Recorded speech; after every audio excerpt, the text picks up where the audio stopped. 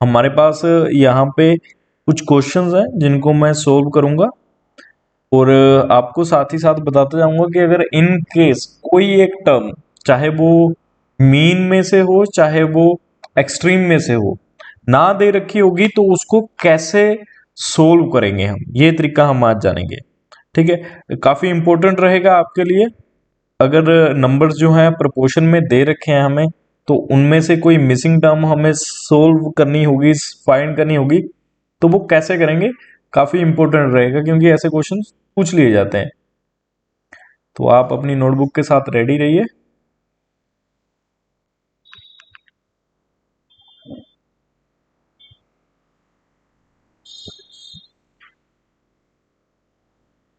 करना हमें सेम काम ही है जैसे हम लास्ट फाइंड किया करते थे, एग्जैक्टली वैसे ही करेंगे। ठीक है, सेम फॉर्मूला जो हमने लास्ट टाइम सीखा था उसी फॉर्मूले के साथ यहाँ पे ऑलरेडी नंबर जो है प्रोपोर्शन की फॉर्म में लिख रखे हैं। हमें क्या करना है, इनको इनकी वैल्यू को फाइंड करना है। तो देखो हमें क्या करना है, A multiply B, sorry, A multiply D is equal to B multiply C. Product of means is equal to product of extremes, हमें पता है ये। ठीक है, तो हमें इनका प्रोडक्ट निकालना होगा। तो it will be 9 multiply by 48 is equal to P multiply by 54। ठीक है, हमें जिस नंबर की वैल्यू निकालनी है, ये मेक श्योर करना है कि उस नंबर के साथ कोई भी अदर नंबर ना हो। जैसे यहाँ पे P की वैल्यू निकालनी है तो P के साथ 54 जो लिखा हुआ वो वहां नहीं होना चाहिए। तो 54 को क्या करना है, हमें ट्रांसपोज करना है दूसरी साइड पे। 54 जो है वो दूसरी साइड चला जाएगा। तो हमें यहाँ पे वही सेम लिखना है, 9 इंटू 48 एंड 54 जो है उधर मल्टीप्लाई में था तो इधर नीचे आके डिवाइड में आ जाएगा। इससे हमें P की वैल्यू मिलेगी। ठीक है, अब टेबल रीड करते हैं। 9 1 जार 9, 9 6 आर 54। ओके, अब हमें पता है कि 6 के टेबल पे 48 भी कर रहा है, तो 6 1 जार 6, 6 8 जार 54।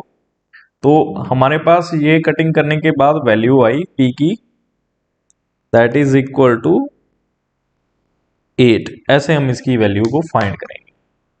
जो जो बच्चे क्लास ज्वाइन कर चुके हैं अपना नेम कमेंट कर दें, लाइक सब्सक्राइब शेयर भी कर दें। चलो अभी बढ़ते हैं नेक्स्ट क्वेश्चन की ओर।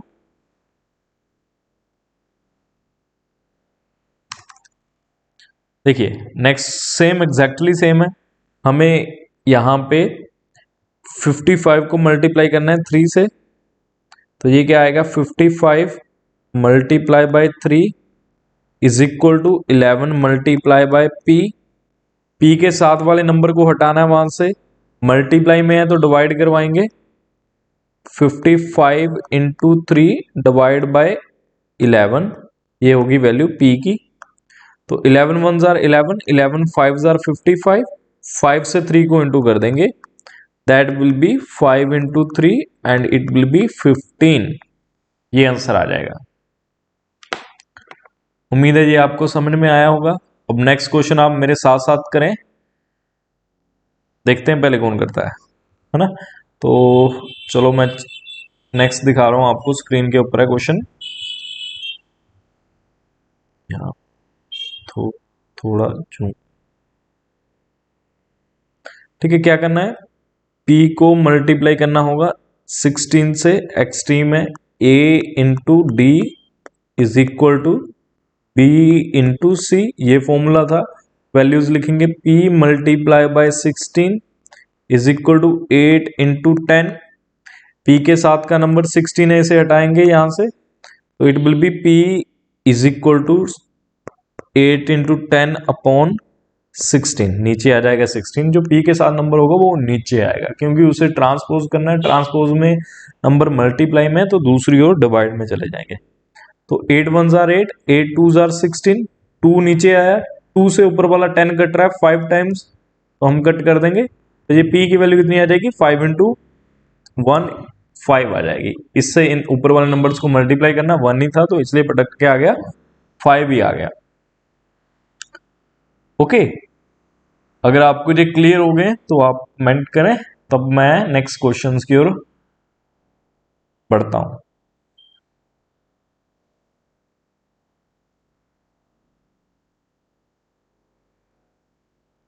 नेक्स्ट क्वेश्चन स्क्रीन के ऊपर, यहाँ पे दो रेशियोज है ना, प्रोपोर्शन में नंबर, पीछे भी शायद प्रोपोर्शन में थे, हाँ ठीक है ठीक है। ये यहाँ पे स्क्रीन के ऊपर आपको क्वेश्चन दिख रहा है, सभी क्वेश्चन में सेम ही काम करना है। किसको किससे इंटू करना है, 10 को करना है पी से, 10 मल्टीप्लाई बाय पी, फॉर्मूला लिखना आप, एंड 16 मल्टीप्लाई बाय 20। ठीक है, फॉर्मूला क्या है यहाँ पे लिख लेते हैं, A into D is equal to B into C. ये product of mean is equal to product of extremes. कोई मल्टीप्लाई करते हैं 10 के साथ, p है तो p को अकेला करना है, 10 उधर जाएगा तो 10 उधर जाके डिवाइड में आ गया, 0 से 0 कटा, बचा ऊपर क्या, 16 इंटू 2, तो 16 टू जार कितना हो गया, 32। ये आंसर आएगा हमारा। ओके नेक्स्ट देखते हैं।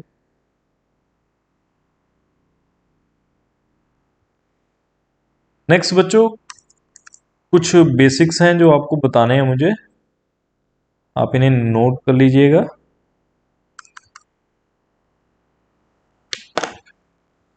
ठीक है, आप तब तक इस क्वेश्चन को नोट किया। अब हमारे पास ना आगे कुछ और प्रोपोर्शंस हैं। देखिए इनके प्रोपोर्शन के भी कुछ टाइप है। पहला है कंटिन्यूड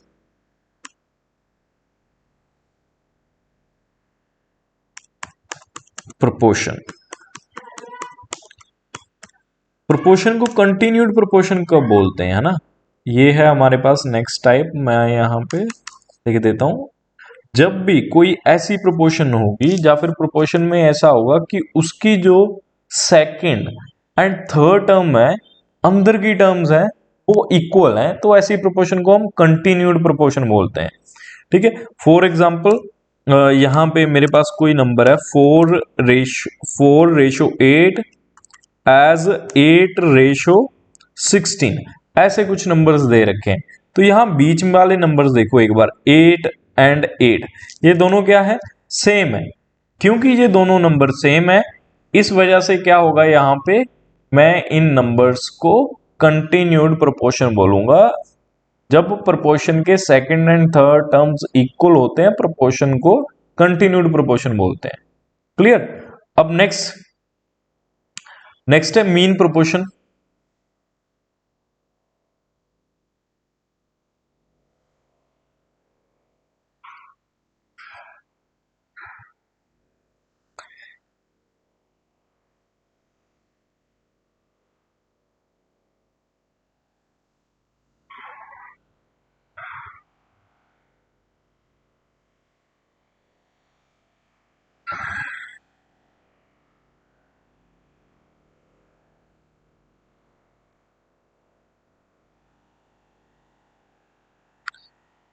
सेकंड के बाद नेक्स्ट जो है हमारा, सेकंड जो है वो है मीन प्रोपोर्शन।